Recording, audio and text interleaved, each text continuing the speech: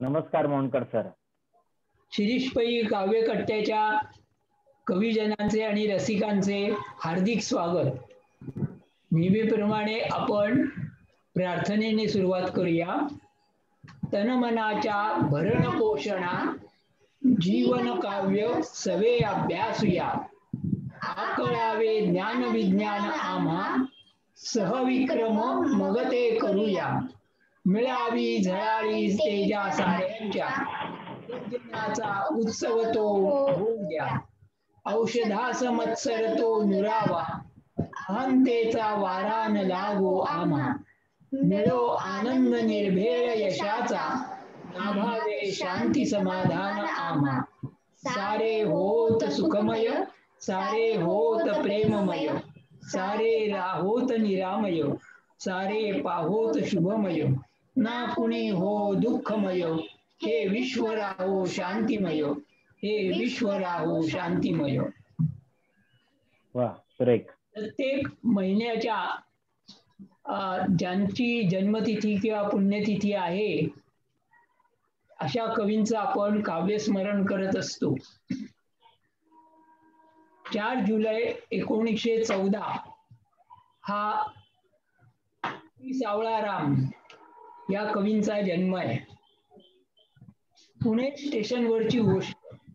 रात्री मुलीला सासरी साश्रू नयनांनी निरोप देणाऱ्या बापाला पाहून निवृत्तीनाथ रावजी पाटील या शिधावाटप निरीक्षकाला गंगा यमुना डोळ्यात उभ्या का हे काव्य सुचले. ते लता मंगेशकर ह्या 19 वर्षाच्या गायिकेने, तशी नवोदित गायिका त्यावेळची, महाराष्ट्राने ऐकले. लोकांना ते आवडले आणि निवृत्तीनाथच्या रूपाने महाराष्ट्रास सावळाराम हा कवी आणि लताजींच्या रूपाने गायिका लाभली. एकापेक्षा एक सरस गीते त्यांनी लिहिली आणि लता आशा यांनी ती गायली. विठ्ठल तो आला आला मला भेटण्याला हे आशाजींनी गायलेले सावळारामांचे गीत लोकप्रिय झाले. पंढरीला जाऊ न शकणारे, काय गंमत आहे पा, आता करोनामुळे पंढरपूरला जाता येत नाही म्हणून वारकरी निदर्शनं करतायत, पण त्या 50 वर्षापूर्वी पंढरीला एकदाही न गेलेल्या बाईने काय म्हटलंय बघा. पंढरीला जाऊ न शकणाऱ्या आणि देवालयातल्या देवामध्ये विठ्ठल बघणाऱ्या स्त्रीच्या तोंडचं हे गीत आहे. त्यात अळची पुनरावृत्ती कशी साधली आहे बघा.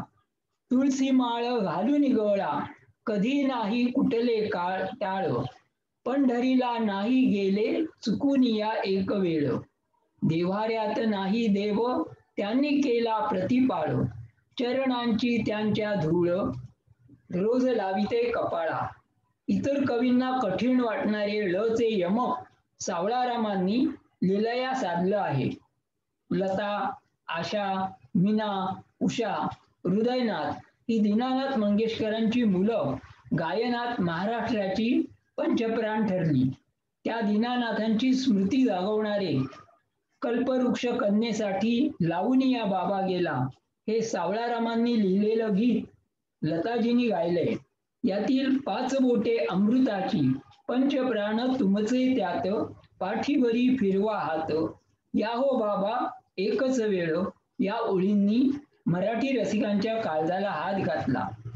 ठाणेकरांनी 1966-67 या दरम्यान कवी पी सावळारामांना ठाण्याचं नगराध्यक्ष केलं. आचार्यात्रे आनंदित होऊन महाराष्ट्राचा अखेरचा भावकवी किंवा भावगीतकार म्हणून त्यांच्यावर गौरवपर अग्रलेख दैनिक मराठामध्ये लिहिला. वर्षाखेरीस नगराध्यक्ष पदावरून पायउतार होताना कवी कुसुमाग्रजांनी त्यांचा गौरव कसा केलाय बघा. माणूस पदावरून उतरताना त्याचा सन्मान होतो म्हणजे तो खरा लोकप्रिय. त्यांच्या स्मृतीस आपणा सर्वांच्या वतीने प्रणाम. आता माझी कविता. पाऊस. बोबडा मुलगा बोलतोय. गेले फिरायला आजोबानी नातू तळ्यावर. बोबड्या नातवाची चालली होती बडबड. अचानक पाऊस पडू लागे मुसळधार. नातवाने आजोबाकडे केली त्याची तक्रार. ऐकत नाही कोणाचं, पाऊस पडे भलपूल. थांबता थांबत नाही, सगळ्यांना भिजवलं. तल झालं ओलं, झाडपण झालं ओलं. आता सगळ्यांची डोकी तरी कोण पुसणार? लगेच ऊन आलं, आता ते सर्वांना पुसेल. पण माझी ओली चड्डी आता कधी सुकणार? धन्यवाद. आता भौमी मोरे आपली कविता सादर करेल. आला आला पाऊस आला, पडल्या पडल्या पडल्या गारा. नाचेन खेळेन पावसात मी, जोर जोरात वाहतो वारा. आला आला पाऊस आला, गाई गुरे हो चरती चारा. बघूया इंद्रधनुची कमान, रात्री बघू आकाशी तारा. आला आला पाऊस आला, त्याच्या आल्या रिमझिम धारा. चला जाऊया घरी आता, नाही तर आईचा चढेल पारा. धन्यवाद. डॉक्टर मोंडकर आणि भौमी यांनी खूप चांगली सुरुवात केलेली आहे. आणि आज आपल्याकडे जे उपस्थित कवी आहेत त्यांच्या कविता पण आपण ऐकणार आहोत, रसग्रहण सुद्धा आपण ऐकणार आहोत. तर मी या ठिकाणी आमंत्रित करतो आहे उदय पळणिटकर यांना. ते आता रसग्रहण सादर करतील आणि थोड्या वेळानंतर मग ते त्यांची कविता वाचतील. आपला माईक जसा आपल्याला आवश्यकता असेल त्याप्रमाणे अनम्यूट करा, कविता वाचा आणि पुन्हा आपापला माईक म्यूट करा.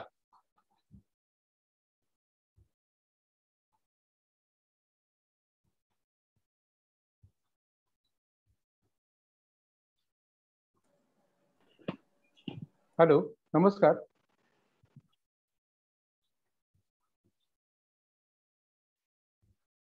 हॅलो, तुमचा माईक परत अनम्यूट करा, म्यूट झालाय तो. आता बरोबर आहे? येत आहे, ऐकू येत आहे. थँक्यू.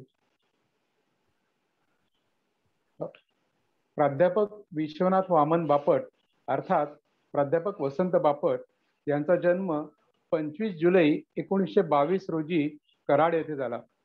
इसवी सन 42च्या चलेजाव चळवळीत त्यांचा सहभाग होता. ऑगस्ट 43 ते जानेवारी 45 पर्यंत ते तुरुंगात होते. नॅशनल कॉलेज व रुईया कॉलेजमध्ये ते मराठी व संस्कृत या विषयांचे प्राध्यापक होते.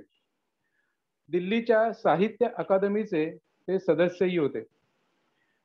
1999 मध्ये 72व्या अखिल भारतीय मराठी साहित्य संमेलनाचे त्यांनी अध्यक्षपण भूषवलं आहे. बिजली सेतू, 11वी दिशा, सकीना, मानसी यासारखे कविता संग्रह, चंगामंगा, अबडक तबडक, गरगर गिरकी इत्यादी बाल कविता संग्रह, बाल गोविंद सारखं बालनाट्य, परीच्या राज्यात यासारखे बालनृत्य नाट्य, प्रवास चित्रे, तौलनिक साहित्याभ्यास असं समीक्षापर लेखन, राजकीय उपहासात्मक लेखन म्हणजे विसाजी पंतांची बखर असे विपुल साहित्य प्राध्यापक वसंत बापट यांच्या नावावर आहे. 7 संग्रहातल्या निवडक कवितांचा कविता संग्रह म्हणजे शततारका. या शततारकामधीलच निवडक कविता आहे पुंकर. एकमेकांवर नितांत प्रेम करणारे परंतु विवाह बंधनात अडकू न शकलेले असले हे दोघे प्रेयसीच्या लग्नानंतर भेटतात व प्रेयसी प्रियकराला तिच्या घरी बोलावते. तिच्या घरातल्या अत्यंत बारीक सारीक तपशिलांचं वर्णन कवीने यामध्ये केलेलं आहे. लग्नानंतर वर्तमानात जगणारी प्रेयसी व अजूनही भूतकाळात रमणारा प्रियकराचा अतिशय स्वाभाविक राग त्या त्या तपशिलात व्यक्त होताना आपल्याला दिसतो. मात्र निरोप देताना प्रेयसीच्या डोळ्यात पाणी तरळतं. ते खरंच सुपारी लागल्यामुळे का ते एक बहाणं आहे हे आता आपणच प्रत्येकाने ठरवायचं आहे. मी कविता सादर करतो पुंकर. बसा म्हणालीस मी बसलो, हसलीस म्हणून हसलो, बस इतकेच, बाकी मन नव्हते थाऱ्यावर. दारावरचा पडदा दपटीत तू लगबग निघून गेलीस माझघरात. माझ्या सोबत ठेवून तुझ्या सुस्त संसाराच्या निशाण्या. त्या जाळीच्या पडद्यात कशाला कोरले आहेस हे हृदय उलटे उत्तान. काचेच्या कपाटात कशाला ठेवले आहेस भुश्याच्या राघू मैना. उडतायत लाकडी फळांवर कचकड्यांची फुलपाखरे, भिंतीवर रवी मरम्याची पौष्टिक चित्रे हारीने. काळ्या मखमलीवर पतीच्या नावाचा रेखीव कशिदा. त्यातला एक टाका जरी चुकली असतीस तरी मी धन्य झालो असतो. तू विचारलेस काय घेणार, काय पण साधा प्रश्न, काय घेणार. देणार आहेस का ते सारे पूर्वीचे. मला हवे आहेत चिंचेचे आकडे, ते आदाशी ओठ, ती कुजबुज, त्या शपथा. दे झालं कसलंही साखर पाणी. तुझं आणि तुझ्या पतीचं हे छायाचित्र छान आहे. तुझ्यावरची सारी साय त्या फुगरी गालांवर ओसंडते आहे. बळकट बाहू, रुंद खांदे, डोळ्यात करतेपणाची चमक छान आहे. राग येतो तो तुझा. या चित्रात तू अशी दिसतेस की जसे काही कधी झालेच नाही.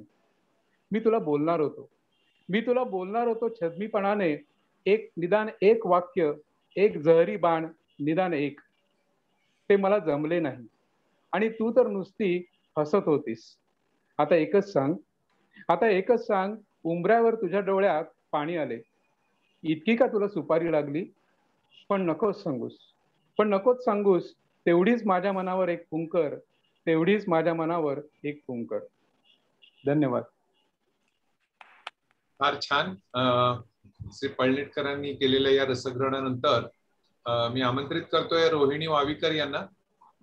त्या रसग्रहणही करतील आणि त्यांची कविता सुद्धा आपल्याला वाचून दाखवतील.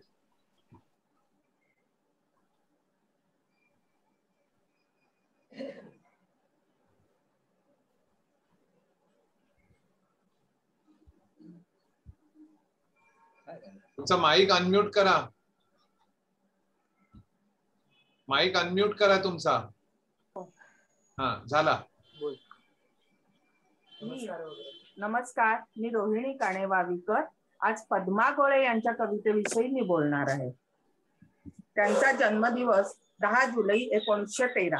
पद्मा गोळे या माहेरच्या पद्मावती पटवर्धन, सांगलीच्या पटवर्धनांच्या राजघराण्यात जन्मलेल्या पद्मावती यांच्यावर गांधींच्या तत्वांचा प्रभाव होता. लहानपणापासून कानावर पडलेली कीर्तनं, कथा आणि पुराणांचा त्यांच्या भावविश्वावर परिणाम झाला होता. पद्मा गोळे या मराठी कवयित्री पद्मा या नावाने काव्यलेखन करत असत. त्यांचा पहिला कविता संग्रह प्रीतीपथावर हा 1947 साली प्रकाशित झाला. कविता संग्रहाशिवाय त्यांनी रायगडावरील एक रात्र, स्वप्न, नवी जाणीव या नाटिकाही लिहिल्या. त्यांनी लिहिलेली वाळवंटातील वाट नावाची कादंबरीही प्रकाशित झाली. याशिवाय स्वप्न 1955 साली, समिधा 1947 साली, निहार 1954 साली, स्वप्नजा 1962 साली व आकाशवेडी 1968 साली हे त्यांचे कविता संग्रह.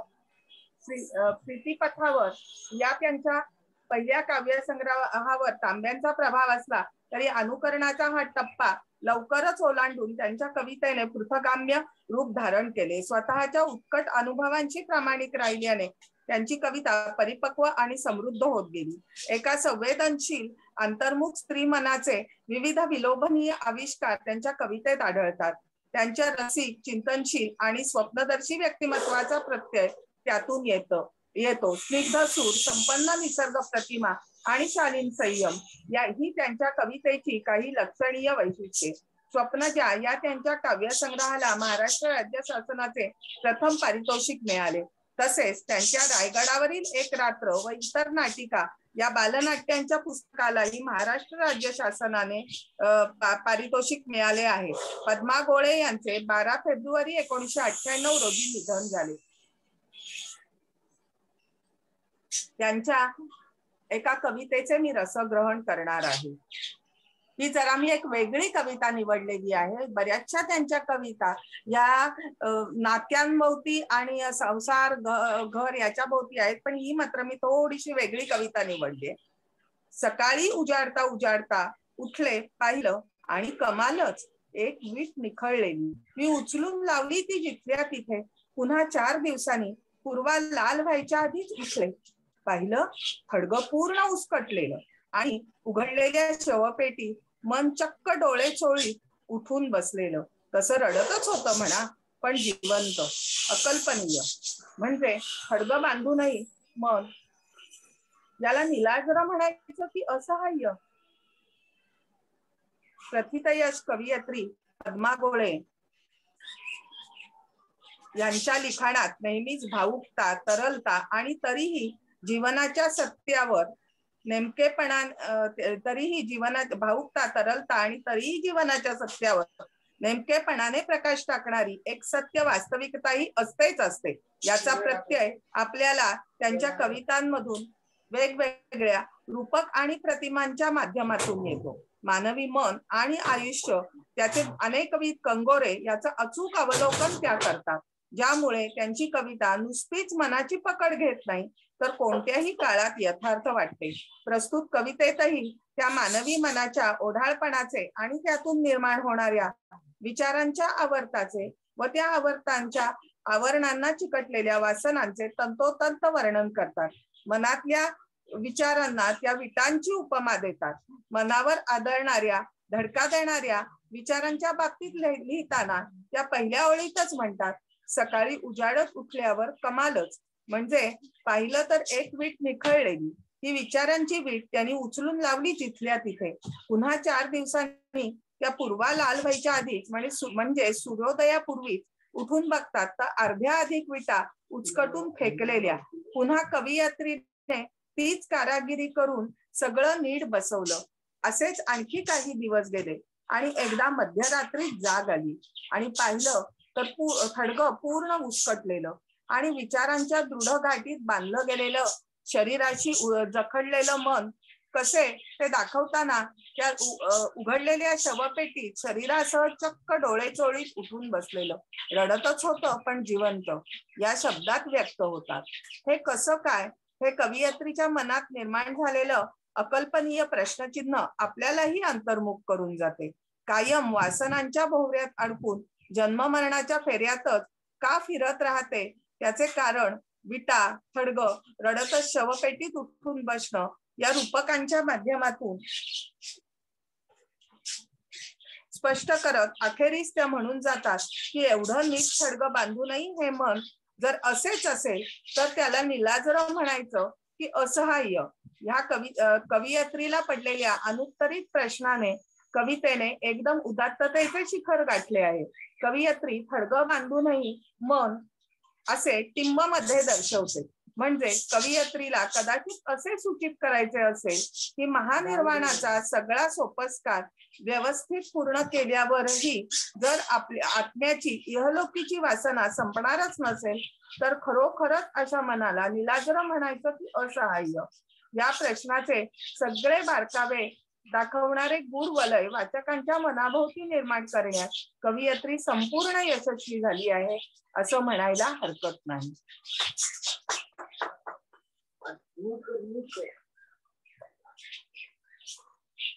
तुम्ही कविता वाचणार आहात का नाही?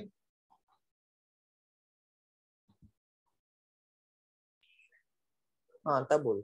कविता नाही, माझं फक्त रसग्रहणच आहे. बरं, थँक्यू. आणि यानंतर आता कविता सादर करण्यासाठी मी आमंत्रित करतोय विनोद बांदोडकर यांना. विनोद बांदोडकर.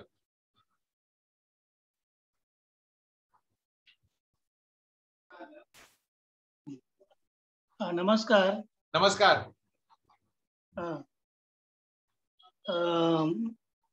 माझ्या कवितेचं शीर्षक आहे थेंब पावसाचे. आवाज येतो ना? क्लिअर येतोय. कवितेचं नाव आहे थेंब पावसाचे. अलगदपणे पडणारे पावसाचे थेंब भोंजळीत घेतात निसटून जाणारे. अळवाच्या रुंद पानावर इकडून तिकडे नाचणारे आणि काळांतराने स्थिर होणारे. वाहणाऱ्या वाऱ्यात चंचलणारे. ऊन पडतात चमचमणारे आणि लखलखणारे. सूर्याचे तेज आपल्यात समावून घेत इंद्रधनुचे 7 रंग परावर्तित करून पाहणाऱ्याला आनंदाचे क्षण देणारे, त्या वलयकांतीचा मधुर प्रकाश अंतरात आनंद समावून इतरांनाही आनंद देणारे, गारव्यात गोठणारे, मोत्यासमान दिसणारे, उन्हात बाष्प होऊन विरणारे, तरळ पाण्यात पडता क्षणभर अलगट तरणारे आणि सागरात मिसळणारे, आपले अस्तित्व विसरून सागरात एकरूप होणारे, बाष्प होऊन ढगात, पुन्हा थेंब होऊन धरणीवर, हा प्रवास निरंतर, कधी सागरात तर कधी माळरानात. सागरात पडताच खारटणारे, भूमीत बीज अंकुरणारे, वाटसरूंची तृष्णा भागवणारे, ढगात असतात गडगडणारे आणि काही क्षण विझणारे,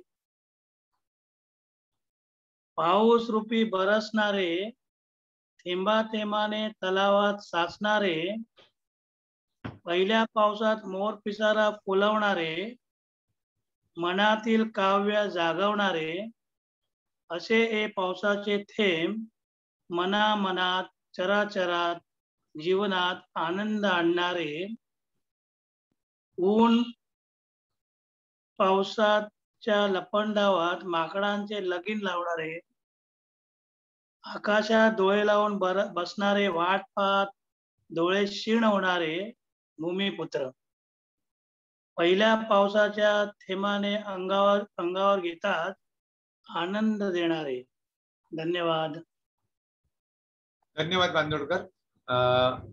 यानंतर पुढची कविता सादर करण्यासाठी मी आमंत्रित करतोय विजया चौधरी यांना. नमस्कार विजयाजी, माईक तुमचा म्यूट आहे, तो अनम्यूट करा.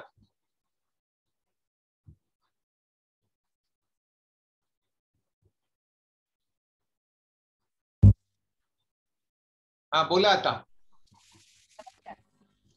विजया चौधरी. आपल्यापैकी कोणी तुमचा आवाज फार कमी येतोय.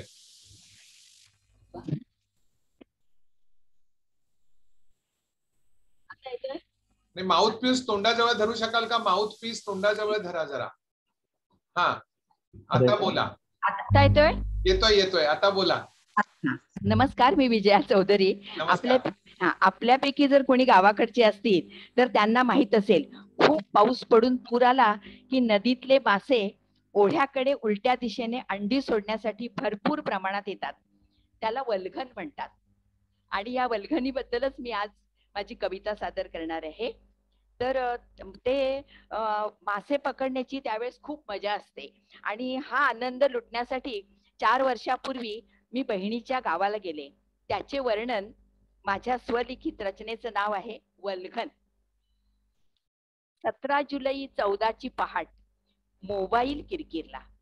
क्षणभर दचकले, पण धुमाधार पावसामुळे अंदाज खरा ठरला. समोरून विलू अनुजा हळूच बोलली, ताई वल्गन लागली. अर्ध्या तासात मी तयारी केली. रिक्षा एसटी डुगडुगीनेही मला साथ दिली आणि ठाण्याहून मी कोणसई गाठली. रातभरच्या जागराने बहीण बिचारी होती थकली. हळूच फ्रीजचे दार उघडले तर काय, नदी ओढ्यातली मत्स्य संपत्ती आत दाटी वाटीने होती दडली.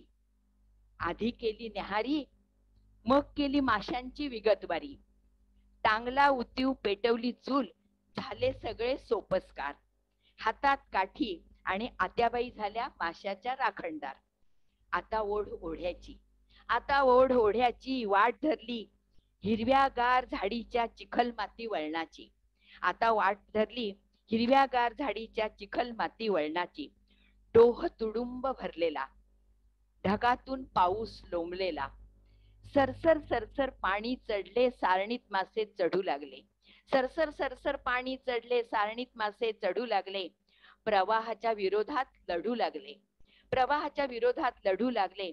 पाती कडवाळ्या वांजा मळे, छोटे मोठे मध्यम चिमुकले. पाती कडवाळ्या वांज्या मुळे छोटे मोठे मध्यम चिमुकले. भराभर घेती उड्या दगडाखाली मारती दड्या. भराभर घेती उड्या दगडाखाली मारती दड्या. मत्स्यगंधांच्या लांब उड्या उंच उड्या लपाछपी खेळ. डोळ्यात साठवण्या इतपत सुद्धा नव्हता हो वेळ. मत्स्यगंधाच्या लांब उड्या उंच उड्या लपाछपी खेळ. डोळ्यात साठवण्या इतपत नव्हता सुद्धा हो वेळ. धरा पकडा एकच ओरड. धरा पकडा एकच ओरड. सारणीच्या तळ्याशी सारणीच्या तळाशी जाळ्याची पकड. बघता बघता जाळे भरले. बघता बघता जाळे भरले अन थोड्या थोड्या वेळाने असेच घडले. बघता बघता जाळे भरले अन थोड्या थोड्या वेळाने असेच घडले. पोते थैल्या भरून मासे उरले. पोते थैल्या भरून मासे उरले. ओढ्याच्या पाण्यात हिरव्या कच्च रानी धो धो पावसात दिवसभर चिंब भिजले. ओढ्याच्या पाण्यात हिरव्या कच्च रानी धो धो पावसात दिवसभर चिंब भिजले. ज्या ओढीने धावत गेले त्या वल्गनीची मजा लुटून तृप्त मनपाखरू माझे घरटी परतले. तृप्त मनपाखरू माझे घरटी परतले. छान, खूपच छान. आपल्या या काव्यकट्ट्यावरती प्रत्येकाच्या कवितांमध्ये जी वैविध्यता दिसते आणि त्यामुळेच आपण कट्ट्यावरती या ठिकाणी खरं म्हणजे जमतो, कारण प्रत्येकाला अशी एक संधी मिळते आणि एक वेगळ्या प्रकारच्या कविता आपल्याला वाचायला मिळतात. पण त्याचबरोबर आपण रसग्रहणामुळे अन्य कवींच्या विषयी सुद्धा माहिती मिळवतो. बाभा बोरकर हे जसे माझे आवडते कवी तसे तुमचेही आवडते कवी असणार याच्याविषयी मला शंकाच नाहीये. माझं भाग्य असं की मला बाबा बोरकरांबरोबर बोलता आलं, भेटता आलं, त्यांच्या कविता त्यांच्या तोंडून ऐकायला मिळाल्या. म्हणजे त्यांच्या अनेक कविता मला पाठ आहेत, पण चित्रवीणा ही त्यांची कविता मला खूप आवडते. निळ्या जळावर कमान काळी कुठे दुधावर आली शेते, थंडाव्याची कारंजीशी कुठे गर्द बांबूची बेटे. अतिशय छान कविता आहे, अगदी अवश्य मिळवून वाचा. कारण त्या कवितेमध्ये तर त्यांनी अशी शेवटी काही रूपकं वापरलेली आहेत की घाटामध्ये शिरली गाडी अनरात्रीचा पडला पडदा पणचित्रांची विचित्र वीणा अजूनही करते दिडदा दिडदा. खूप छान वर्णन त्यांनी त्या एका कवितेत केलंय. तर बाबा बोरकर यांच्या कवितांचं रसग्रहण करण्यासाठी येत आहेत डॉक्टर स्वाती जगताप. धन्यवाद. कवी बाबा बोरकर यांचा जन्म मडगाव येथे झाला. मडगाव येथील मराठी साहित्य संमेलनात प्रतिभा या त्यांच्या पहिल्या काव्यसंग्रहाचं प्रकाशन झालं. कवी बोरकर यांच्या कवितेत विविध रूप आढळतात. निसर्ग आणि प्रेम हे त्यांच्या कवितांचं वैशिष्ट्य आहे. माझ्या गोव्याच्या भूमीत या कवितेत त्यांनी जे गोव्याचं वर्णन केलेलं आहे ते वर्णन वाचून गोव्याचं निसर्गाचं चित्र आपल्या डोळ्यासमोर उभं राहतं. जीवन त्यांना कळले हो या कवितेत जीवनाविषयक मार्मिकता त्यांनी व्यक्त केली आहे. गडद निळे जलद भरून आले या काव्यरचनेतून कवीचे निसर्ग व पावसासोबत असलेले प्रेमळ नाते दिसून येते. गोळा झालेले मेघ न परसल्याने मनाची झालेली चंचल अवस्था त्यांनी वर्णन केली आहे. समुद्र विलोरी ऐना या कवितेत श्रावण महिना हा सृष्टीला लागलेला 5वा महिना अशी अफाट कल्पना त्यांनी केलेली आहे. गोपी आणि कृष्ण देहभान विसरून पावसाच्या सरीमध्ये कसे दंग होतात याचं वर्णन त्यांनी सरीवर सरी आल्या ग या कवितेमध्ये केलेलं आहे. आणि ज्ञानदेव गेले तेव्हा या कवितेमध्ये त्यांनी ज्ञानदेव गेल्यानंतर जी सगळ्या समाजावर सगळ्यांना जे काही दुःख झालेलं आहे त्याचं वर्णन त्यांनी कशा पद्धतीने केलेलं आहे की आजही ती व्यथा आपल्याला जाणवते अशा पद्धतीचं वर्णन त्यांनी केलेलं आहे. ज्ञानदेव गेले तेव्हा कोसळली भिंत, वेद झाले रानभरी गोंधळले संत. म्हणजे संत ज्ञानेश्वरांचा एक आधार जो होता, ज्या तिथले संत होते, इतर जे समाजाचे लोक होते सामान्य, त्यांना जो संत ज्ञानेश्वरांचा आधार होता ही आधाराची भिंतच गेलेली आहे. आणि वेद झाले रानभरी गोंधळले म्हणजे सगळे गोंधळून गेले, कोणाला काही कळेच ना की काही सुचेच ना. ज्ञानदेव गेले तेव्हा आटे इंद्रायणी, मराठीच्या वडातळी जळू लागे पाणी. म्हणजे इंद्रायणी नदी आटली आहे आणि पाणी जळू लागले आहे. म्हणजे या ज्या कल्पना आहेत की जो वाहनं हा इंद्रायणीचा धर्म आहे आणि ती आटलेली आहे किंवा पाणी जळायला लागलेलं आहे. म्हणजे जे दुःख झालेलं आहे किंवा जी गोष्ट ही घडलेली आहे ती किती दुःखदायक वेदनादायक आहे हे त्यांच्या वर्णनावरून आपल्याला कळतं. ज्ञानदेव गेले तेव्हा ढळला निवृत्ती, आसवांच्या डोही झाली विजू विजू ज्योती. म्हणजे एखादी ज्योत आपण लावतो ती अशी ज्यावेळेस विजताना कशी ती अशी थरथरते, त्या पद्धतीने त्यांच्या बंधूंची अवस्था ही झालेली आहे की कसं ढासळून गेलेले आहेत पूर्ण, असं वर्णन त्यांनी या कवितेमध्ये त्यांनी केलेलं आहे. आणि ज्ञानदेव गेले तेव्हा तडाविटे गेला, बाप रखुमा देवी वरू कटीत वाकला. म्हणजे ज्ञानदेव गेले त्यावेळेस विठ्ठलाच्या सुद्धा विटेला तडा गेला आणि बाप रखुमा देवी म्हणजे विठ्ठल सुद्धा कटीमध्ये वाकला. हे असं त्यांनी बाबा बोरकर जे कवी आहेत म्हणजे इतर त्यांच्या कविता अतिशय फार सुंदर निसर्गाचं वर्णन किंवा कल्पना करण्याची जी अफाट कल्पना त्यांच्या कवितांमध्ये आहेत. 9 ओवींची ओवीच्या स्वरूपामध्ये ही कविता त्यांनी लिहिलेली आहे. ज्ञानदेव गेले तेव्हा त्यातल्या या पहिल्या 4 ओवींचं मी पहिले 4 कडवी आहेत त्याचं मी रसग्रहण केलेलं आहे. धन्यवाद.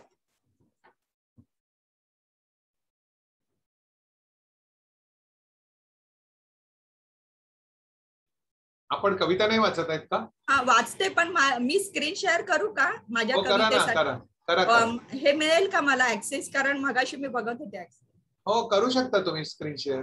एक मिनिट. नाही, host disable participant screen sharing म्हटलं. एक मिनिट. हो मी थांबा मी तुम्हाला स्क्रीन शेअरची परवानगी देतो. एक सेकंद.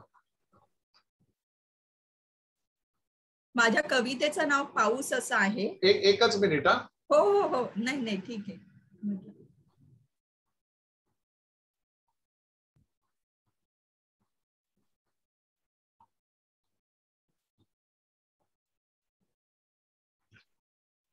मागच्या वेळेच्या तुमच्या सूचनेचं पालन केलं. तुम्ही सांगितलं होतं ना जरा स्क्रीन शेअर करून. एकच मिनिट. हो मी तुम्हाला स्क्रीन शेअरिंगची परवानगी देतो. एकच मिनिट.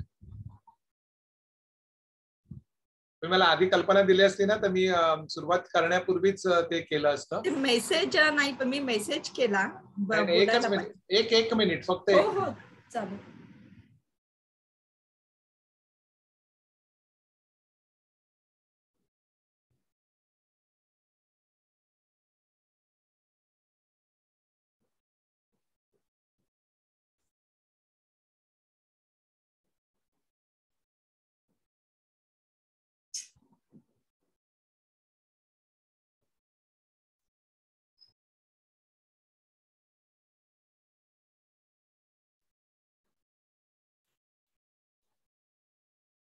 तुम्ही आता स्क्रीन शेअर करू शकता. हो हा करा.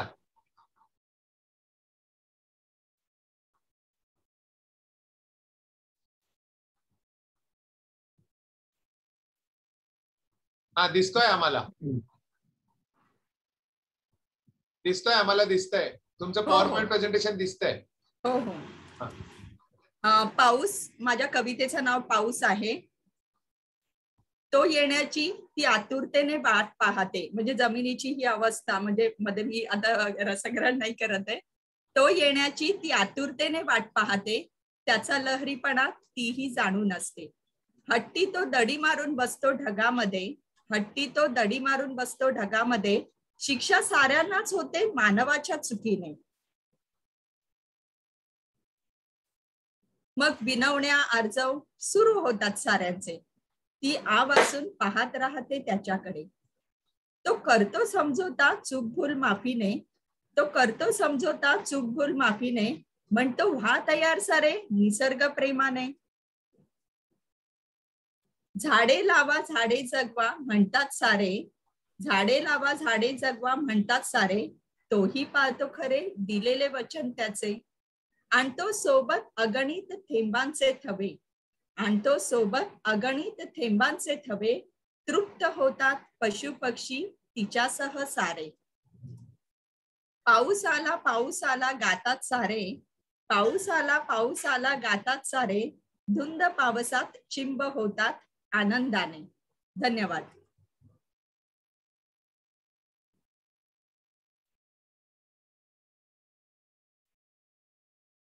झाली ना?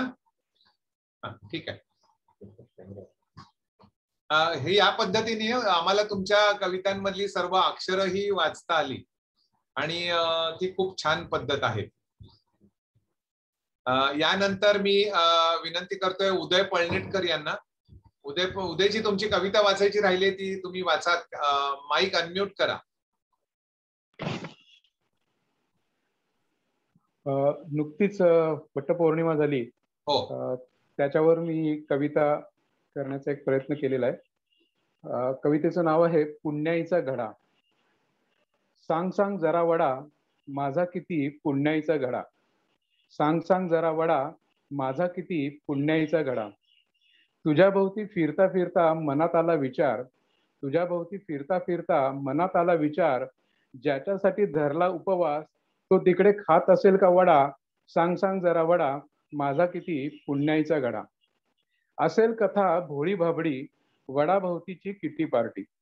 असेल कथा भोळी भाबडी वडाभोवतीची किटी पार्टी. सहजची सांगून जातो सर्वांना पर्यावरणाचा धडा. सांग सांग जरा वडा माझा किती पुण्याईचा घडा. किती का आल्या बघ नटून थटून भरजरी साड्या नेसून. किती का आल्या बघ नटून थटून भरजरी साड्या नेसून. बसू नकोस पाहत असा ठेव हिशेब एकेकीचा खडान खडा. सांग सांग जरा वडा माझा किती पुण्याईचा घडा. गेल्या वर्षी होती सासू सांगायला. घाबरू नका. गेल्या वर्षी होती सासू सांगायला. आता गेली आहे वर्ल्ड टूरला. व्हिडिओ कॉल केला तर म्हणते कसा आहे माझा बबड्या. सांग सांग जरा वडा माझा किती पुण्याईचा घडा. सर्रास आणतो विकत फांदी. सर्रास आणतो विकत फांदी. जमतो घरीच साऱ्या जणी. भावना असते तीच मनात असतो बेत ठरलेला साबुदाणा वडा. सांग सांग जरा वडा माझा किती पुण्याईचा घडा. शेवटच्या 4 ओळी. पुण्याईचं नाही अट्टहास. पुण्याईचं नाही अट्टहास. दीर्घायुष्य लाभावं वडास. मोकळा घेता यावा श्वास काल आज आणि उद्या. सांग सांग जरा वडा माझा किती पुण्याईचा घडा. माझा किती पुण्याईचा घडा. धन्यवाद. वा छान कविता. आणि विजया चौधरी, अनंत जोशी, विकास भावे यांच्या चेहऱ्यावरच्या प्रतिक्रिया मी पाहत होतो आणि तुम्ही वडा हा शब्द वेगवेगळ्या अर्थाने तिथे जो वापरला त्यामुळे कविता खूप छान मार्मिक झाली. थँक्यू. थँक्यू. अशी कुठेतरी मध्ये विनोदी कविता आली की खूप वातावरण छान होतं. या ठिकाणी मी आमंत्रित करतोय श्री विकासजी भावे यांना.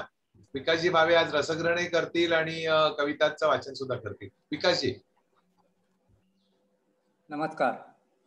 मी शांताराम नांदगावकर यांच्याबद्दलची थोडी माहिती आणि त्यांच्या गाण्याचं रसग्रहण करणार आहे आणि नंतर माझी कविता म्हणतो. ससा तो ससा की कापूस जसा हे गाणं लिहिणाऱ्या शांताराम नांदगावकर यांचा जन्म कोकणातील नांदगाव या गावी झाला असला तरी त्यांचं शालेय शिक्षण परळच्या शिरोडकर हायस्कूलमध्ये झालं. शांताराम नांदगावकर यांनी अनेक छान छान गाणी लिहिली. चित्रपटासाठी गाणं लिहिताना प्रसंगानुरूप गाणं ठराविक वेळात लिहिणं हा कवीच्या प्रतिभेचा परमोच्च आविष्कार आहे.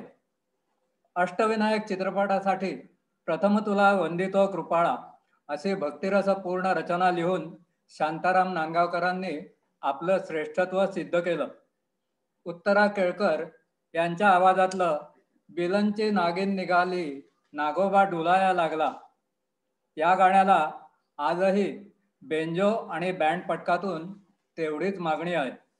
अष्टविनायक, नवरा मिळे नवऱ्याला, धूमधडाका अशी ही बनवाबनवी या चित्रपटासाठी गाणी लिहून नांदगावकर हळूहळू चित्रपटसृष्टीत स्थिर होऊ लागले.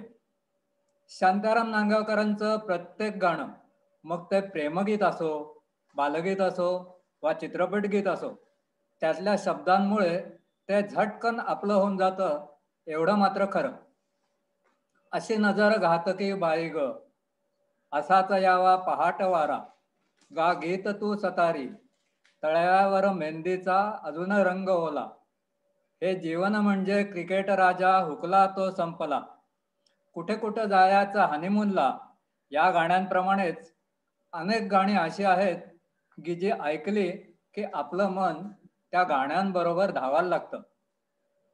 ग दि माडगुळकरांनी ळ हे अक्षर घेऊन घननिळा लढिवाळा हे गाणं लिहिलं, तर शांताराम नांदगावकरांनी ळ हे अक्षर न घेता किशोर कुमार यांना मराठी गाणं म्हणताना अडचण येणार नाही हे समजून घेऊन अश्विनी येना हे गाणं लिहिलं, ज्यामध्ये ळ हा शब्द नाही.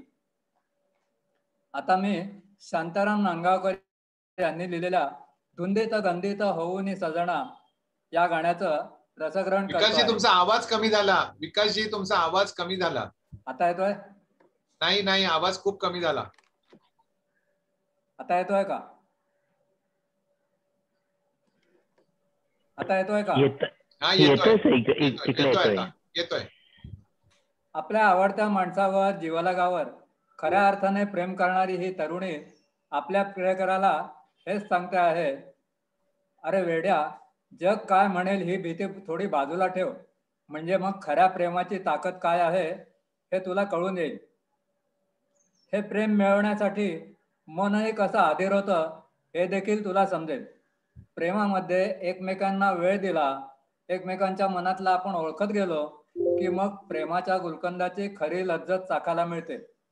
कुंजात या गंधलेली फुले माळूने जाई झुले, गंधात ही धुंद झाली चमेली, गुलमोहराला भुले. मी तुझ्या प्रेमात पडल्यापासून हा निसर्ग देखील मला साथ देतो आहे. बागेत फुललेल्या फुलांसोबत जाईची वेळ खुशीने डोलत असल्याचा भास मला होतोय. इतकंच नव्हे तर मी जशी तुझ्या प्रेमात नाते आहे तशीच ही चमेली देखील समोरच्या लालेलाल गुलमोहरावर फिदा झाली असावी असं मला राहून राहून वाटतंय. पानातुनी रेशमी चांदणे हे मोहुनी येई करी, गाण्यातले सूर हे अमृताचे दाटूनी आले उरी. अशी घडी युगायुगाची. मन प्रसन्न असलं की निसर्गात वृक्षलतांच्या पानाफुलातून दवबिंदूंच्या रूपानं दिसणाऱ्या हर्ष चांदण्याचा मनाला मोह पडत जातो. गाणं हा तर जीवनाचा अविभाज्य घटक आहे. दुःखामध्ये, विरही क्षणांमध्ये नेहमीच साथ देणारे हे सूर आज तुझ्यासोबत असताना जणू काही अमृत कणाचा वर्षा माझ्या मनावर करतायत आणि रोमारोमातून खुशीची आणि चैतन्याची लहर सर्वांगावर पसरते आहे. तूही माझ्याप्रमाणेच या क्षणांचं स्वागत करावं, म्हणजे प्रेमाची खरी ताकद तुला कळून येईल. अतिशय सोपी आणि सहज शब्दरचना असलेलं हे गाणं अनिल अरुण यांनी स्वरबद्ध केलं असून आशा भोसले यांनी आपल्या चैतन्यदायी आवाजात गायलेल्या उडत्या चालीच्या या गाण्यावर पाय आपोआपच थिरकतात. शांताराम नांदगावकरांची सगळीच गाणी रसिकांना मंत्रमुग्ध करतात. अतिशय सोपी शब्दरचना आणि संगीतकाराची श्रवणीय चाल यामुळे ही गाणी आपल्या मनावर अधिराज्य करतात, एवढं मात्र खरं. आता मी एक पावसाची कविता सादर करतोय. ओथंबून आले नभमय गांनी जलद हे पाण्याने भरले, ओथंबून आले नभमय गांनी जलद हे पाण्याने भरले, ओथंबलेल्या आकाशातून पाण्याचे मोती टपटपले, ओथंबलेल्या आकाशातून पाण्याचे मोती टपटपले, थेंब टपोरे आषाढ घनांचे अवनीवर बरसत होते, थेंब टपोरे आषाढ घनांचे अवनीवर बरसत होते, आनंदाश्रू म्हणू त्यांना की दुःखाश्रू विरही होते, आनंदाश्रू म्हणू त्यांना की दुःखाश्रू विरही होते, गडगडणे मद भासत होते जणू काही मेघांचे घुमणे, गडगडणे मद भासत होते जणू काही मेघांचे घुमणे, मेघांचे आकार पाहुने आठवे राक्षसांचे फिरणे, मेघांचे आकार पाहुने आठवे राक्षसांचे फिरणे, आनंदाने फुलवून पिसारा मयूर थुई थुई नाचत होता, आनंदाने फुलवून पिसारा मयूर थुई थुई नाचत होता, जलधारांच्या तालावरती हर्ष आपला उधळत होता, जलधारांच्या तालावरती हर्ष आपला उधळत होता. नागमोडी वळणे ही भिजली, मला वाटले मीही भिजावे. नागमोडी वळणे हे भिजली, मला वाटले मीही भिजावे. वाऱ्या संगे डोलती ताटवे, पावसाच्या संगे गाणे गावे. वाऱ्या संगे डोलती ताटवे, पावसाच्या संगे गाणे गावे. घरात बसूनी जलधारांच्या नादामध्ये मी हरवून जावे. घरात बसूनी जलधारांच्या नादामध्ये मी हरवून जावे. नवयुवती भासे भिजली वसुधा, मुग्धपणे मी तिला पहावे. नवयुवती भासे भिजली वसुधा, मुग्धपणे मी तिला पहावे. धन्यवाद. छान, फारच सुरेख आणि खूप छान तुम्ही रसग्रहणही केलं. शांताराम नांदगावकर हे सुद्धा खूप लोकांमध्ये अतिशय कमी वेळात लोकप्रिय झालेले कवी. मी ज्या शाळेमध्ये शिकलो त्याच डॉक्टर शिरोडकर हायस्कूलमध्येच त्यांचंही शिक्षण झालं. आणि शांताराम नांदगावकरांची दोन वैशिष्ट्य, एक म्हणजे त्यांचा चष्मा डोळ्यावर नसायचा, तो डोक्यावरच असायचा. कधी असा कपाळाच्या वरती चष्मा ठेवलेला माणूस दिसला की मला शांताराम नांदगावकरांची हमखास आठवण येते. दुसरी गोष्ट म्हणजे ते हुकमी कवी होते. रोझा नावाचा जो चित्रपट आला होता, काश्मीरची पार्श्वभूमी असलेला, ज्याच्यात अतिरेक्याची कथा होती, या चित्रपटातली गाणी इतकी कर्णमधुर होती, पण ते हिंदीत होती. तर शांताराम नांदगावकरांनी सर्वच्या सर्व गीतं चाल तीच ठेवून फक्त थोडेसे फार शब्दांमध्ये बदल करून ती मराठीमध्ये आणली. जर तुमच्यापैकी कोणाला शक्य असेल तर ही गाणी युट्यूबवर ऐका किंवा त्याची कॅसेट सीडी उपलब्ध आहे मराठीमध्ये, रोजा. आणि त्यांनी काय कमाल केलेले आहे ते शांताराम नांदगावकरने अशा पद्धतीने हिंदी चित्रपटाची आणि मराठी चित्रपटांवर आधारित गणपतीची 200हून अधिक गाणी लिहिलेली आहेत. हे सुद्धा त्यांचं काम आहे. अर्थात हे सगळंच लोकांपुढे एकत्र स्वरूपात आलं नाही, पण फार चांगले कविते होते. उत्तम, छान. यानंतर मी आमंत्रित करतोय सुधा गोखले यांना, त्यांनी त्यांची कविता वाचावी. सुधाताई.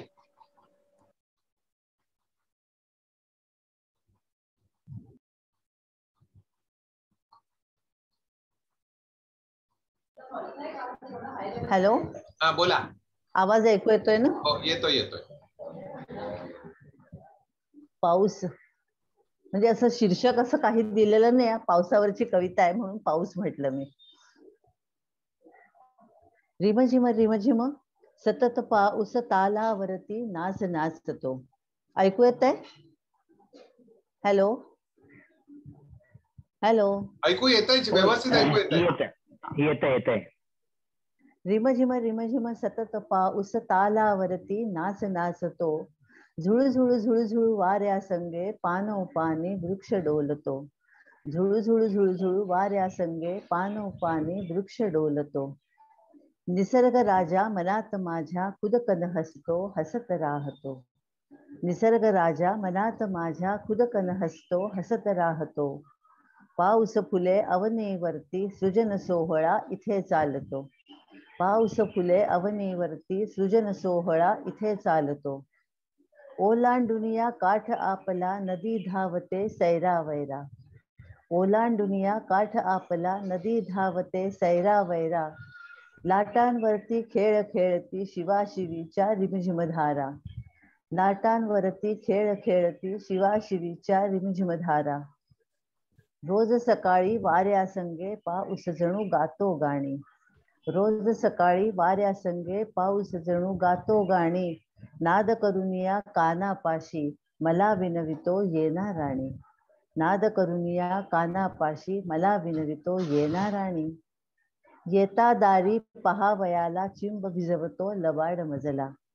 येता दारी पहावयाला चिंब भिजवतो लबाड मजला.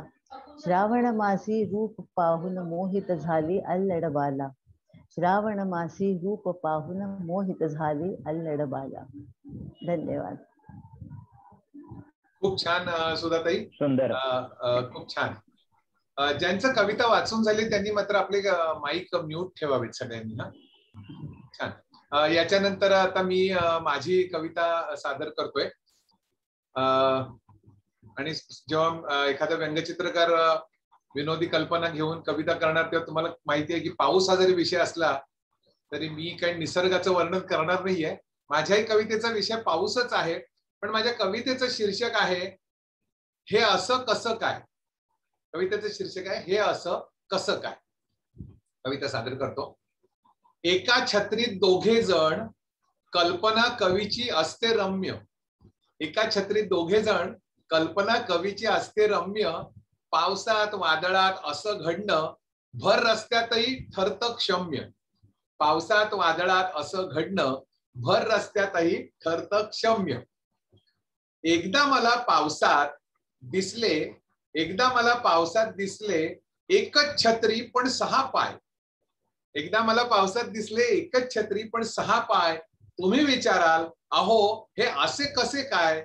तुम्ही विचाराल अहो हे असे कसे काय. स्कूटर वरून येत होते, स्कूटर वरून येत होते एक बच्चू त्याचे पप्पा आणि एक बच्चू त्याचे पप्पा आणि छत्री धरलेली त्याची माय. आणि छत्री धरलेली त्याची माय. एकदा खूप दूरवर दिसले, एकदा खूप दूरवर दिसले 3 छत्र्या आणि 8 पाय. एकदा खूप दूरवर दिसले 3 छत्र्या आणि 8 पाय. तुम्ही विचाराल अहो हे असे कसे काय. तुम्ही विचाराल अहो हे असे कसे काय. पतीची छत्री, पत्नीची छत्री आणि कुत्र्यासाठी स्वतंत्र छत्रीचा पर्याय. पतीची छत्री, पत्नीची छत्री आणि कुत्र्यासाठी स्वतंत्र छत्रीचा पर्याय.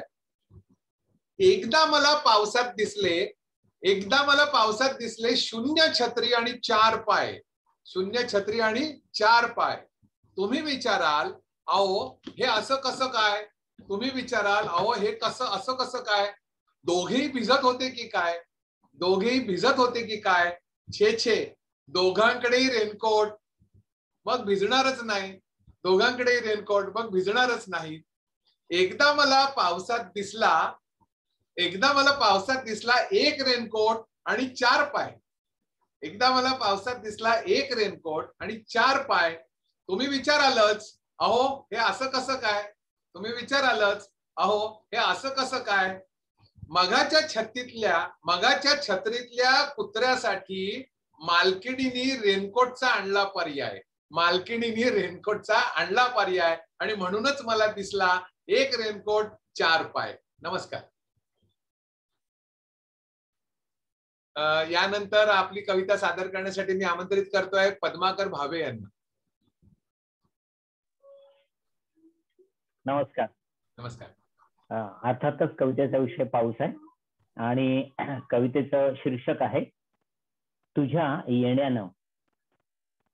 तुझ्या रिमझिम गाण्यावर, तुझ्या अवचित येण्यावर, तुझं असं भिजवून टाकण्यावर प्रेम बसू लागलंय.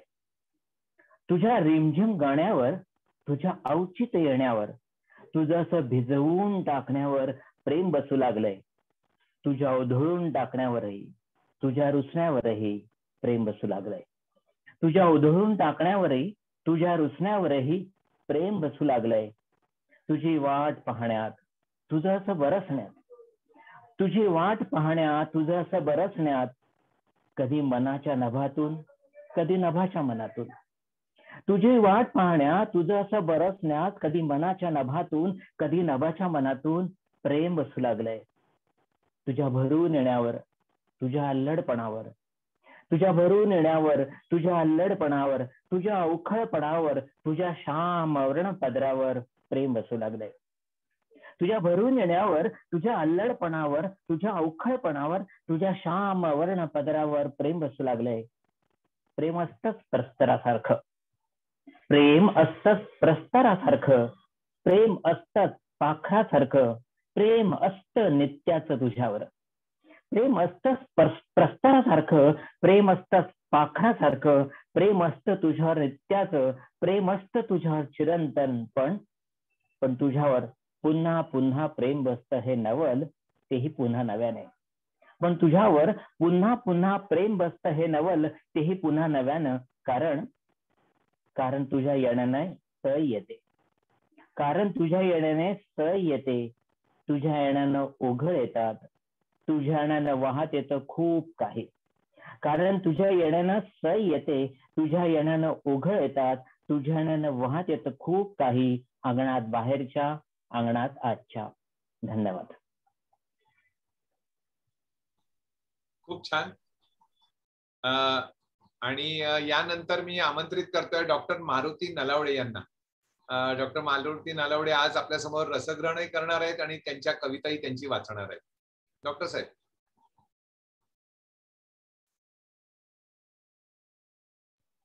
Speaker mute Nalawade sir. हा, सर्वांना नमस्कार. नमस्कार. ऐकायला येतं सर? हो, येतं हा.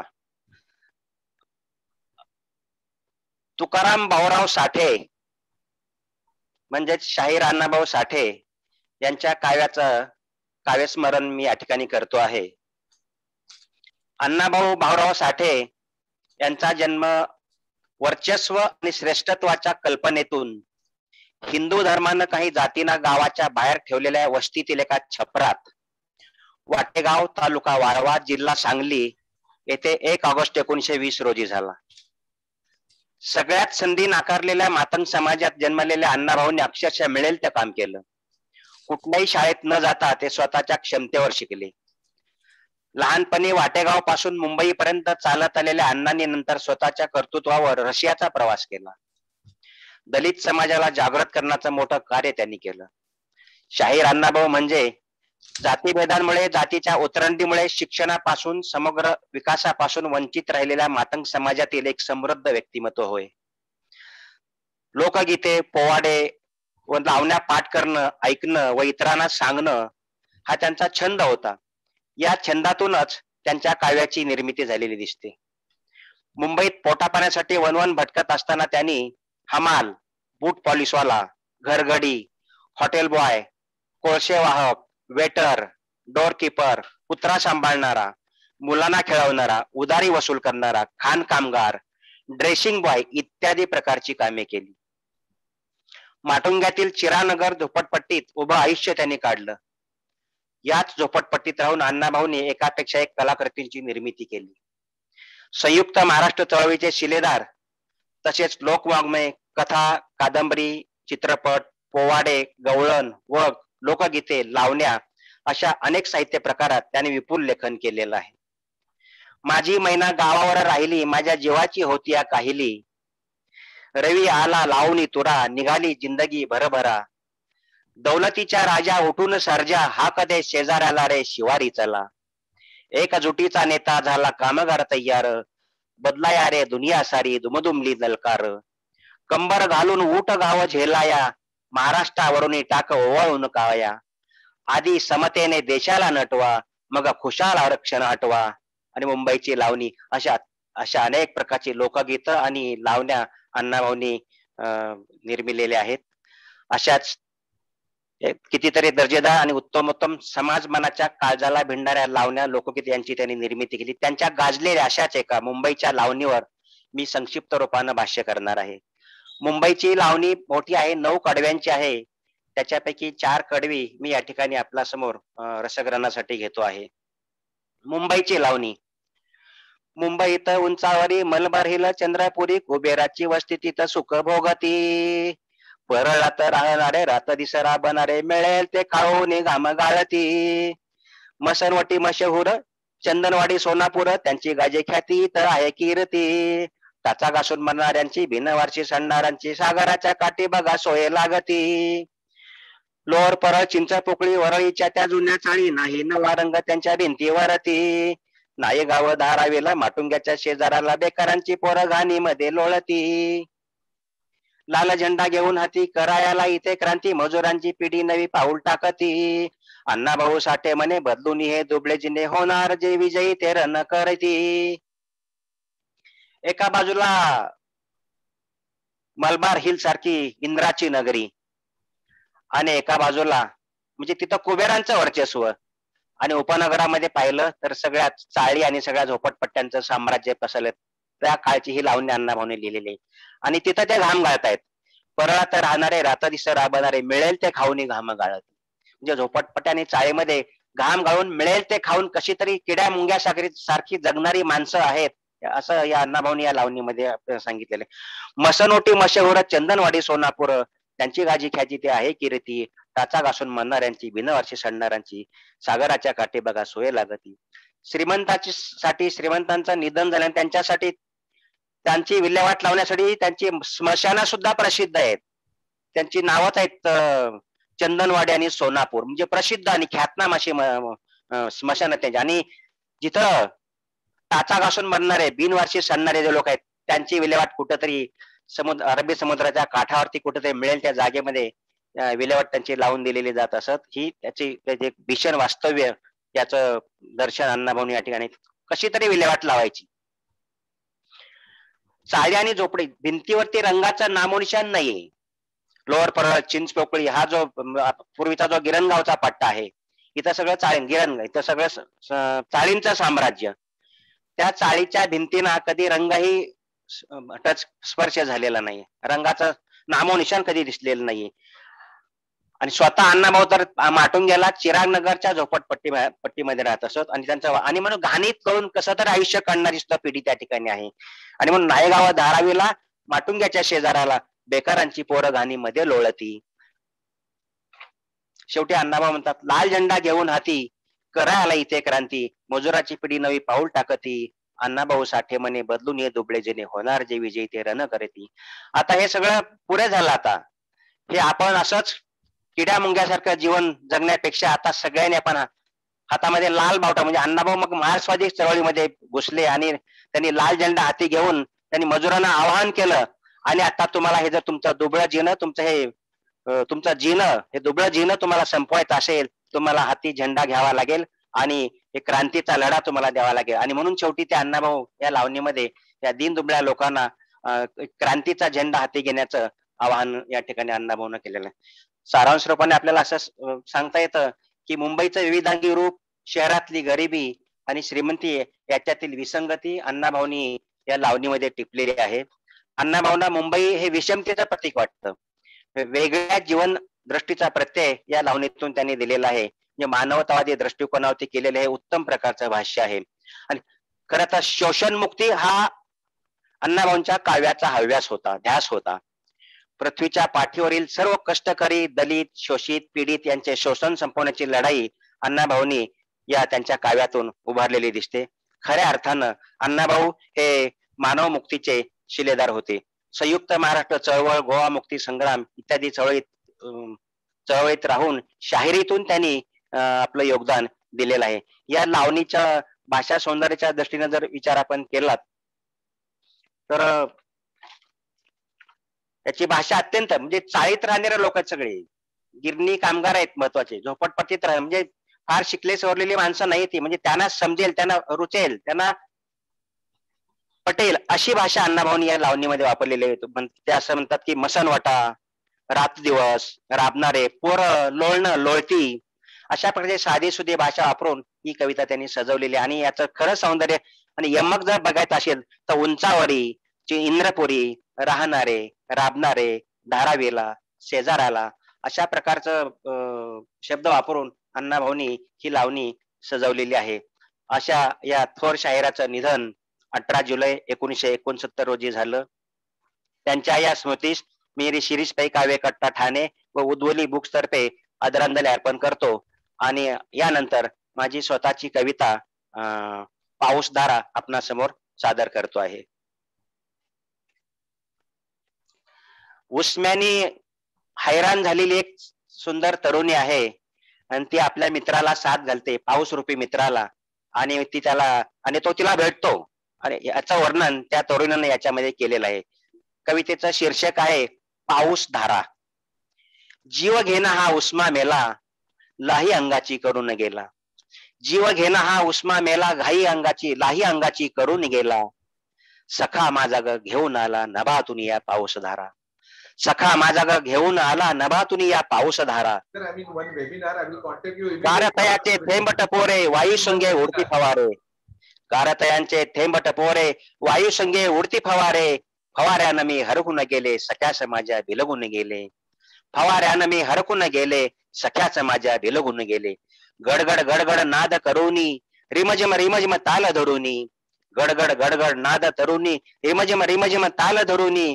गारांची बरसात पाऊस करतो उधळण मजवरी करत राहतो.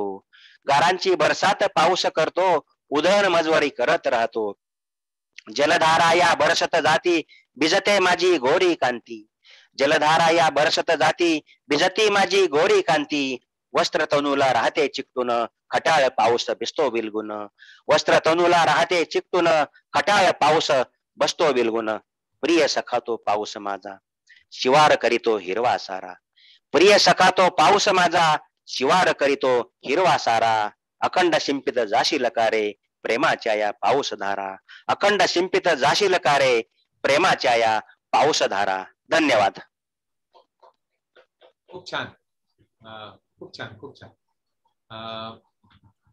अण्णाभाऊ साठेंविषयी लोकांना फार माहिती नाही, परंतु अत्यंत कष्टाने ते पुढे आले आणि त्यांचं शाहिरी वाङ्मय आणि त्यांचं लिखाण हे अजरामर करून गेले.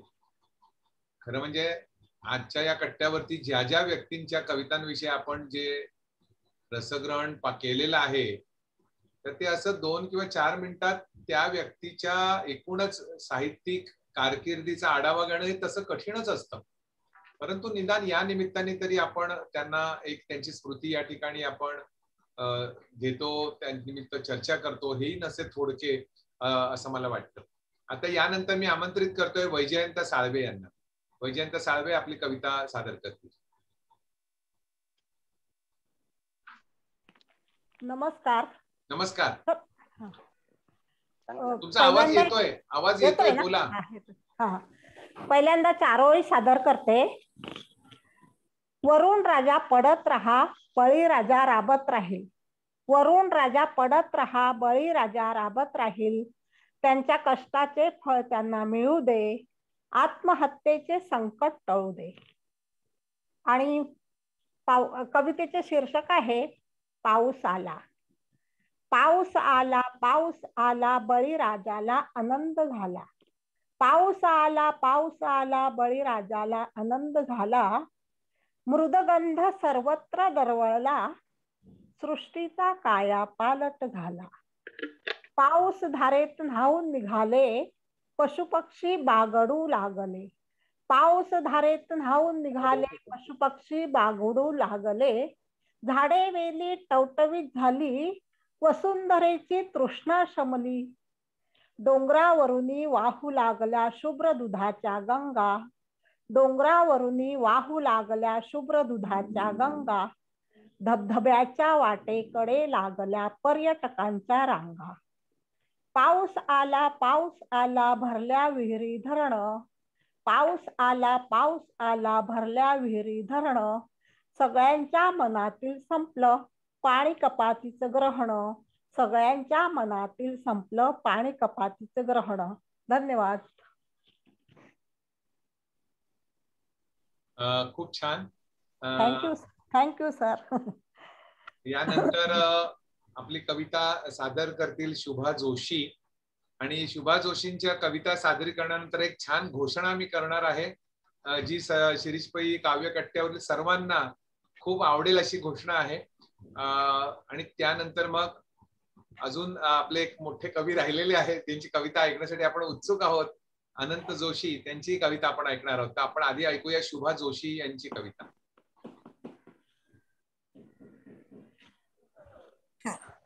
ऐकू येतोय आवाज माझा? येतोय, पण तुमचा व्हिडिओ ऑन करा.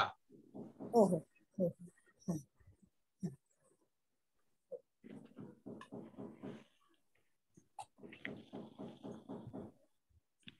माझ्या कवितेचं नाव आहे वर्षाधन. कारण पाऊस हे एक धनच आहे आणि त्याच्यामुळेच आपलं सगळं भरभराट होत असते. ही कविता मी गाऊन सादर करते. घन घन घन घन ये वर्षाधन. घन घन घन घन ये वर्षाधन. रान गेले चिंब भिजून. रान गेले चिंब भिजून. व घन घन घन घन हे वर्षाधन. तालवाद्य घन गर्जन. तालवाद्य घन गर्जन. धुंद धुंद वातावरण, धुंद धुंद वातावरण, शिळ खाली चहुदिशातून, शिळ खाली चहुदिशातून, मंद मंद हास्य भरून, मंद मंद हास्य भरून, घन घन घन घन हे वर्षाधन, घन घन घन घन ये वर्षाधन. हवेच्या गिरकीतून, हवेच्या गिरकीतून वारा घे फिरकी पण, हवेच्या गिरकीतून वारा घे फिरकी पण, तरुवेलींचे नर्तन ऋणझुनताती पैंचण, तरुवेलींचे नर्तन ऋणझुनताती पैंचण. चराचरा नव उन्मादन, चराचरा नव उन्मादन, संगे ये उषारवी नटून, संगे ये उषारवी नटून, घन घन घन घन ये वर्षाधन, घन घन घन घन ये वर्षाधन. रान गेले चिंब भिजून, रान गेले चिंब भिजून, घन घन घन घन ये वर्षाधन. धरती आकाश मधुमीलन, धरती आकाश मधुमीलन, अक्षत हो जलबिंदू पण, अक्षत हो जलबिंदू पण, धरित्री ही नववधू सजून, धरित्री ही नववधू सजून, अलंकारे नटून थटून, अलंकारे नटून थटून, घन घन घन घन ये वर्षाधन, घन घन घन घन ये वर्षाधन.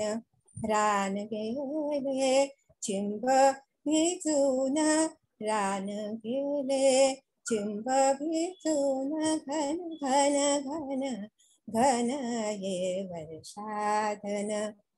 सृजनाच्या उत्सवी सजण, सृजनाच्या उत्सवी सजण, येतसे मनी उल्हास भरून, येतसे मनी उल्हास भरून, करिकानी भुज गोड हसून, करिकानी भुज गोड हसून, वसुधेच्या गाली लज्जासण, वसुधेच्या गाली लज्जासण, घन घन घन घन ये वर्षाधन, घन घन घन घन ये वर्षाधन. चिंब भिजून, रान गेले चिंब भिजून, घन घन घन घन ये वर्षाधन. धन्यवाद. खूप छान. असं एखाद्या कवीने जर सुश्राव्य चालीवर म्हटलं की खूप ऐकायलाही बरं वाटतं, थोडं वातावरणही वेगळं निर्माण होतं. मी मगाशी तुम्हाला म्हटलं की या करोनाच्या सावटामुळे गेल्या वर्षीपासून आपल्याला कट्टा हा प्रत्यक्ष घेता आला नाही आणि आपण ऑनलाईन कट्टे घेतले. प्रयत्न असा आहे की ऑगस्ट पासून आम्ही प्रत्यक्ष कट्ट्यावरच आपण भेटायचं ठरवत आहोत. पण त्याही पेक्षा अधिक चांगली घोषणा आहे माझ्याकडे, चांगली बातमी आहे ती म्हणजे 2020 ला जेव्हा आपण सर्वप्रथम ऑनलाईन कट्टा घेतला तेव्हापासून आजपर्यंत झालेल्या सर्व कट्ट्यांचं व्हिडिओ रेकॉर्डिंग येत्या 15 दिवसामध्ये आम्ही YouTube वरनं प्रकाशित करणार आहोत. आपलं स्वतंत्र जे चॅनेल आहे आपलं शिरीष पै काव्य कट्टा, याच्यावरती हे सर्व कट्ट्याचं म्हणजे प्रत्येक महिन्यात झालेल्या प्रत्येक कट्ट्याचं सर्व रेकॉर्डिंग ही येत्या 15 दिवसामध्ये YouTube वरनं ही ब्रॉडकास्ट केली जातील आणि त्याची लिंक आपल्या ग्रुपवर आम्ही देणार आहे.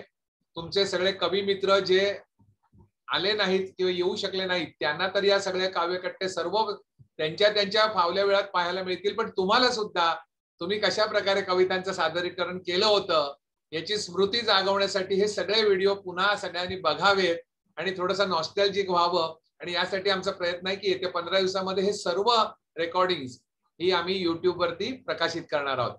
आणि मला असं वाटतं की आपल्या मित्रपरिवारांना आपलं हे चॅनेल जे आपलं हक्काचं स्वतःचं शिरीष पै काव्यकट्टा चॅनेल आहे हे सबस्क्राईब करा आणि तिथे वेळोवेळी अशा प्रकारचे उपक्रम जे आपले होतील ते आपण तिथूनच सगळ्या जगापर्यंत पोहोचवणार आहोत. सांगायला आणखीन आनंद असा वाटतो की आपलं हे जे चॅनेल आहे शिरीष पै काव्यकट्टा याच्यावरती आता असलेल्या कविता या केवळ महाराष्ट्रातून नाही तर जगभरातून पाहिल्या जात आहेत. कारण आम्हाला जेव्हा अनालिसिस पाहायला मिळतं तर चक्क युरोपातून अमेरिकेतून आणि जिथे जिथे मराठी भाषिक आहेत त्यांनी या कविता त्यांच्या देशातून त्यांच्या डिव्हाइसवर ऐकल्याचं पाहिल्याचं नोंद आम्हाला YouTube कडनं मिळालेली आहे. ज्या कवींनी सुरुवातीच्या काळामध्ये खूप चांगल्या कविता सादर केल्या पण काही कारणामुळे ते येऊ शकत नाहीत तर त्यांना आपण सगळ्यांनी पुन्हा एकदा प्रेरित करून या कट्ट्यावरती आणणं ही सगळी आपली स्वतःची जबाबदारी समजावी. कारण हा कट्टा काही फक्त माझा किंवा डॉक्टर मोंडकरांचा नाहीये. एक लक्षात घ्या, सर्व कवींना इथे सारखंच स्थान आहे. तिथे कोणी मोठा छोटा नाही. तर कृपा करून ही संख्या पुन्हा मोठ्या प्रमाणात होईल आणि निर्धास्तपणे आता ज्यांचं वॅक्सिनेशन झालंय तेही घराच्या बाहेर पडू शकतात तर निर्धास्तपणे ऑगस्ट पासून आपण प्रत्यक्ष कट्ट्यावर भेटावं आणि त्याला थोडीशी चालना मिळावी म्हणून आम्ही YouTube वरती हे सगळं रेकॉर्डिंग आम्ही प्रसारित करणार आहोत. ठीक आहे. यानंतर आपण ज्यांची वाट पाहतो आहोत ते अनंत जोशी हे त्यांची कविता सादर करतील आणि त्यानंतर जर कोणाला काही बोलायचं असेल तर आपण बोलू शकता, संवाद साधू शकता आणि मग आपण कार्यक्रमाचा समारोप डॉक्टर मोंडकर हे करतील. नमस्कार. नमस्कार. माझ्या कवितेच्या अगोदर एक रसग्रहण जे मी दिलं होतं तर ते प्रार्थनाचे संदर्भ या पुस्तकातलं द.बा. धामणसकर त्याच्या कवितेचं आहे. कवितेचं त्यांचं शीर्षक आहे झाडे सत्तेवर आली की. झाडे सत्तेवर आली की छोटी कविता आहे पण किती अर्थगर्भ आहे बघूया. मी पहिले कविता वाचतो ना माझं थोडंसं म्हणणं त्याच्यावर मानतो.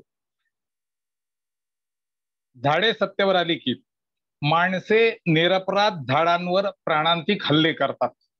माणसे निरपराध झाडांवर प्राणांतिक हल्ले करतात. त्यांचे हातपाय तोडून त्यांना बेमुरवत खोरपणे उघड्यावर रचून ठेवतात. बेमुरवत खोरपणे उघड्यावर रचून ठेवतात. माणसांच्या राज्यात हे असंच चालायचं. माणसांच्या राज्यात हे असंच चालायचं. उद्या झाडे सत्तेवर आली की तीही तोडलेल्या माणसांची हाडे अशीच उघड्यावर रचून ठेवतील. तोडलेल्या माणसांची हाडे अशीच उघड्यावर रचून ठेवतील. वृक्षकुळातील कुणी मेला तर माणसांचा सरपण म्हणून उपयोगही करतील. वृक्षकुळातून कुणी मेला तर माणसांचा सरपण म्हणून उपयोगही करतील. फिरून माणसांचं राज्य येण्यापूर्वी खुनांच्या अवशेषाची विल्हेवाट लावण्याची कला झाडेही आत्मसात करतील. फक्त एकदा त्यांचं राज्य आलं पाहिजे. त्याच्यावर थोडंसं माझं म्हणणं, झाडे सत्तेवर आली की माणसांच्या राज्यात हे असंच चालायचं ही ओळ या कवितेत बरंच काही सांगून जाते. झाडे हे या कवितेत प्रतीक म्हणून धरलं तर कवी म्हणतो त्याप्रमाणे माणसे निरपराधांवर प्राणांतिक हल्ले करतात. त्यांचे हातपाय तोडतात. त्यांचा पाहिजे तसा उपयोग करतात. त्यांची हत्या करतात आणि गुन्ह्याची शिक्षा मिळू नये म्हणून पुरावे नष्ट करतात. त्या निरपराधांना, गरिबांना कोणी वाली नसतो. त्यांचा आक्रोश मूक राहतो, त्यांना कणभरही न्याय मिळत नाही. पण उद्या झाडे सत्तेवर आली की म्हणजे या गरिबांच्या हातात जर चुकून सत्ता आली तर ती सुद्धा जशाच तसे या न्यायाने या अन्यायी माणसांना हीच सजा देतील, त्यांना तीच वागणूक देतील. शेवटी कवी म्हणतो, फक्त एकदा त्यांचं राज्य आलं पाहिजे. आणि आता मी माझी कविता सादर करतो. कवितेचं शीर्षक आहे पहिला पाऊस. किती आठवणी किती हकीकती, आठवण देतो पहिला पाऊस. किती आठवणी किती हकीकती, आठवण देतो पहिला पाऊस. बालपणात तो खिडकी मधुनी दिसला मध तो पहिला पाऊस. अल्लडपणी चिखलात खेळुनी मजेत लुटला पहिला पाऊस. अल्लडपणी चिखलात खेळुनी मजेत लुटला पहिला पाऊस. डोंगर दर्यात करीत भ्रमंती अंगी झेलला पहिला पाऊस. तिच्या बरोबर फिरता फिरता, तिच्या बरोबर फिरता फिरता डोकावून गेला पहिला पाऊस. तिच्या बरोबर फिरता फिरता डोकावून गेला पहिला पाऊस. मधुचंद्राला गेलो ओटीला परत भेटला पहिला पाऊस. मुलगा करीतो कागद होड्या, मुलगा करीतो कागद होड्या जेव्हा पडतो पहिला पाऊस. मुलगा करीतो कागद होड्या जेव्हा पडतो पहिला पाऊस. मुलगा आता माळशेज गाठतो दर्शन देतो पहिला पाऊस. आणि आता शेवटी, आजोबा हळू घसरून पडाल, आजोबा हळू घसरून पडाल बजावितो मद पहिला पाऊस. आजोबा हळू घसरून पडाल बजावितो मद पहिला पाऊस. किती वर्षे मी बघणार अजूनी पडणारा तो पहिला पाऊस, पडणारा तो पहिला पाऊस. धन्यवाद. क्या बात आहे. वा वा, मस्त, खूपच छान, खूप खूप छान. अगदी संपूर्णपणे वेगळी कल्पना आणि खूप अशी प्रत्येकाला रिलेट करता येईल अशी कविता होती. आजच्या कट्ट्यावरती सर्वांनीच खूप छान कविता सादर केल्या. मला असं वाटतं की इथे उपस्थित असलेल्या सर्वांना आज कविता सादर करण्याची संधी पण मिळालेली आहे. या ठिकाणी मला वाटतं वावीकर मॅडम त्यांचं रसग्रहण सादर करून निघून गेले, पण बाकी सर्वजण हजर आहेत आणि सर्वांनी सर्वांच्या कवितांना दादही दिलेली आहे. उपस्थिती वाढावी अशी पुन्हा एकदा मी नम्र विनंती करतोय. सर्वांनी हा कट्टा आपला स्वतःचा असं समजून यासाठी प्रयत्न करावा. आपल्याकडे आता पूर्ण महिना आहे, तर सर्वांनी पुढच्या कट्ट्याला वरती आवर्जून उपस्थित राहावं. यानंतर मी पुढची सूत्र डॉक्टर मोंडकर सरांकडे देतोय.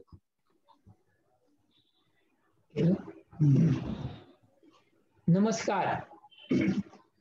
आजच्या कट्ट्यावर सादर कविता ज्यांनी केल्या, रसग्रहण केलं, त्या सर्वांचे आभार आणि कौतुक. गेल्या वेळेला आपण विषय ठरवला होता तसा ठरवायचा आहे का? हॅलो, ऐकू येतंय? विषय ठरवायचा आहे का की कोणत्याही विषयावर कविता वाचायची आहे? पुढचा कट्टा 8 ऑगस्टला आहे. मला वाटतं विषय ठरवला तर बरं होईल. म्हणून काय सर, विषय ठरवूया आपण. ऑगस्ट आहे, स्वातंत्र्य दिन, क्रांती दिन, असं काय घ्यायचं का? मला वाटतं श्रावण पण सुरू होतो ना. श्रावण, हो श्रावण पण आहे. श्रावण घ्यावा. श्रावण श्रावण श्रावण. ओके. त्या पुढच्या वेळेला श्रावण हा कवितेचा विषय आहे. जे पावसाविषयी हौस ज्यांची भागली नाही ते भागवून घेऊ शकतात श्रावणामध्ये. बरोबर. हा, त्या सर्वांचं पुन्हा एकदा या नव्या विषयाविषयी विचार करायला आपल्याला 1 महिना आहे. आणि आज आपण या कट्ट्याचा समारोप करूया. धन्यवाद. आणि आज ज्यांनी कविता वाचल्या त्यांना शक्य असेल तर त्यांनी त्या कविता टाईप करून आपल्या ग्रुपवर, व्हॉट्सअप ग्रुपवर उद्या परवा इतरांना पाहता येतील, वाचता येतील अशा पद्धतीने जर दिल्या तर इतरांनाही त्याची गोडी चालता येईल. आणि येत्या 8-10 दिवसामध्ये आम्ही प्रयत्न करतोय की सर्व कट्ट्यांचे रेकॉर्डिंग युट्यूब वरती आम्ही देणार आहोत. तर ते जाऊन पहा. तुम्ही नुसतं पहा नाही, तिथे तुम्ही लाईक करा, ते शेअर करा. आणि आपलं चॅनल अजून सर्वांनी सबस्क्राईब केलेलं नाहीये कारण चॅनल सबस्क्रिप्शन कोणी कोणी केलंय त्याचीही यादी आमच्याकडे आहे आणि ती युट्यूब कडनं मिळते. तर त्यात अजूनही आपल्या कट्ट्यावरच्या सर्वांनी काही चॅनल सबस्क्राईब केलेलं नाहीये, तर तेही करा अशी मी विनंती करतो. आणि याचबरोबर आजचा कट्टा संपला असं आपण घोषित करूया. शुभरात्री. नमस्कार. छोटीशी सूचना आहे सर. छोटीशी सूचना आहे. सर बोला सर. कट्टा सुरू होण्याच्या पूर्वी जेवढी उपस्थिती असेल तेवढी उपस्थिती शेवटपर्यंत राहावी ही अपेक्षा आहे. मध्येच कोणीतरी जाणं बरोबर नाहीये. असं जाऊ नये असं मला वाटतं. ही सूचना आम्ही प्रत्यक्ष कट्टा जेव्हा होता ना तेव्हा सुद्धा करत होतो की काही वेळेला काय करायचे, कवी यायचे त्या हॉलमध्ये, स्वतःची कविता झाली की निघून जायचे, इतरांच्या कवितांसाठी थांबत नव्हते.